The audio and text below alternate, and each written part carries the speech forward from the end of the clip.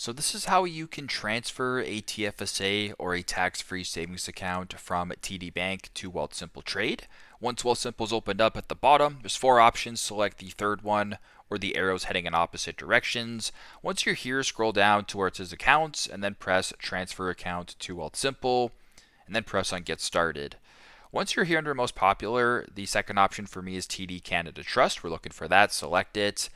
Then once you're here, you can select where the investments are located. So for this example, I would just select TD Direct Investing and then press Next. Now you can sign in through the app if you want for a little bit of a faster experience. If you don't want to do that, you can go to the bottom and enter the information manually. I will be doing that for this example.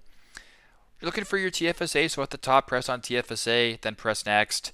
And then once you're on this screen, you can go ahead and type in the required information. And once that is done, that is how you guys can transfer a TFSA or a tax-free savings account from TD Bank over to Wealthsimple Trade. Thanks again for watching and hope this helps.